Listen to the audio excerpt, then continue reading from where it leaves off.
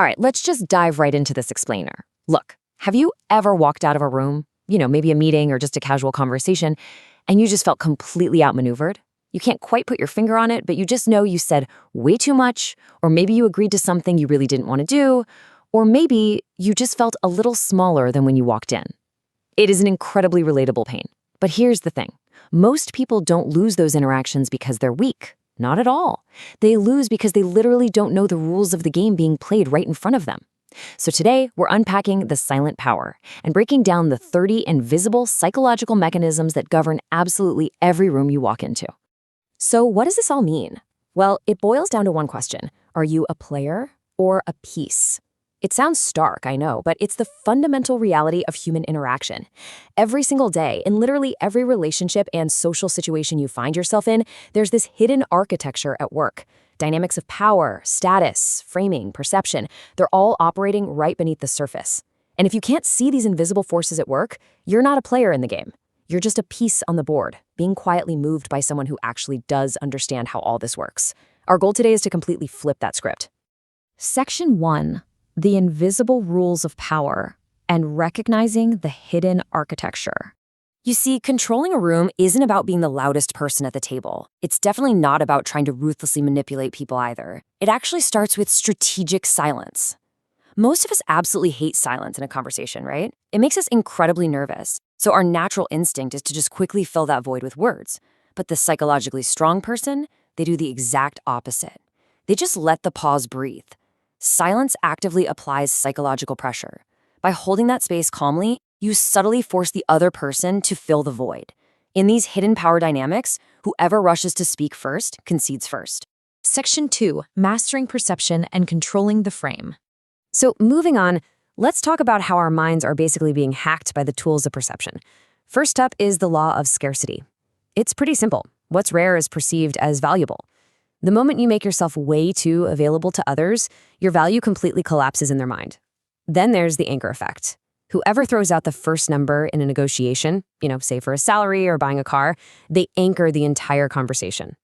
Everyone else is just scrambling to react to that initial anchor. And third, the halo effect. How you present yourself physically actually dictates how competent people think you are. It's not about fairness, it's just basic human biology. Presentation is communication. Now, consider the whole concept of framing. We have a 10% failure rate versus 90% of people succeed. Think about that. It's the exact same data, but reading them produces completely different emotional reactions, doesn't it? The first one makes you cautious, maybe a bit anxious. The second one makes you feel confident. The person who controls the frame literally controls the emotional conclusion of the audience. And honestly, the choices we think we're making, they're often completely designed for us. When you're given 3 choices, like, pricing tiers for a software subscription, or even just sizes for a cup of coffee, you rarely pick the cheapest or the most expensive, right? Most people naturally gravitate to the middle one. But here is the crazy secret. That middle option is the decoy effect in action. It was structurally designed and placed there specifically so you would pick it. You thought you were making a free choice, but your choice was totally architected for you. Section 3. The architecture of influence and exactly how they get you to say yes. Okay, we're shifting gears now from how things are perceived to how influence is actually applied. Notice how these 3 mechanisms are sequenced to systematically trap you in what's known as the escalation of commitment. It all starts with step 1, the foot in the door technique. They just ask for a tiny, almost insignificant initial yes from you. Then, step 2 leverages commitment and consistency. Once you say yes that first time, human psychology gives you this burning urge to remain consistent with your past actions, so you end up agreeing to a slightly larger request. By step 3, you find yourself completely in the sunk cost trap. You're staying in a bad situation, not because it makes any rational sense, but because you've already invested so much time, money, or emotion. You basically become trapped by your own past investment. Now, there's a really vital distinction we have to make here. We hear all the time about the immense power of vulnerability. And yes, absolutely, sharing a weakness can increase trust and likability, but you really have to distinguish between 2 types here. Authentic vulnerability, that builds genuine, honest human connection.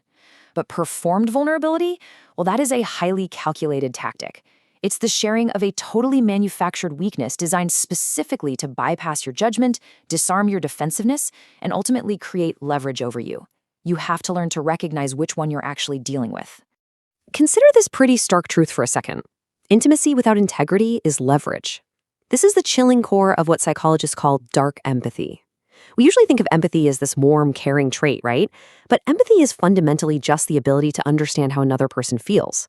The most dangerous people in your life understand you deeply. They have that intimacy, but they completely lack integrity.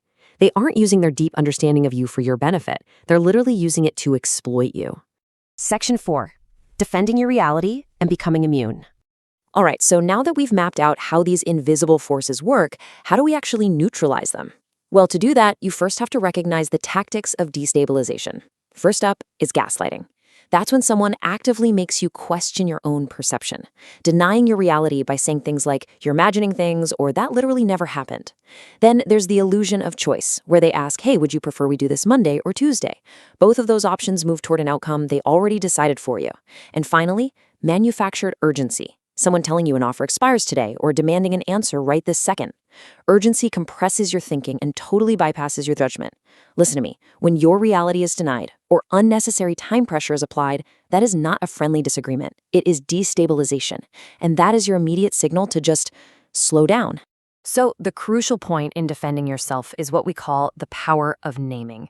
Simply saying out loud, I notice this conversation has shifted. Or, it seems like we're at an impasse. Instantly strips the dynamic of its power. You pull that invisible force right out of the shadows and into the light. And suddenly, you're positioned above it. We've definitely covered a lot of deep psychology and some pretty complex mechanisms in this explainer. But here is the ultimate twist of this whole thing. You actually don't need to master all 30 of the mechanisms outlined in our source material to be powerful. Not at all. To become truly immune to manipulation, you only need to master one. Section 5, the secret of self-mastery and psychological sovereignty. Here's the secret. Every single manipulative mechanism we've discussed today, from the anchor effect to dark empathy, they all rely on a single vulnerability. They literally only work on a person who doesn't know who they are. The sovereign individual is the one mechanism that totally neutralizes all the others. A sovereign person deeply knows their own values, which makes them entirely immune to someone offering them false ones. They know their own worth, so they can never be diminished by someone withholding their approval or validation. And because they're truly at peace with silence, they are completely immune to weaponized urgency or pressure tactics. True power is not about having control over others. It's actually having complete immunity to control by others. I want to leave you with this final provocative thought today. The most powerful people you will ever meet don't announce their power. They don't perform. And they definitely don't try to win every single room they walk into. Start understanding the hidden architecture of the rooms you enter. Because once you do, you'll realize the final psychological truth that genuinely changes everything. You aren't trying to influence the room. You're deciding whether the room deserves you. Think about that.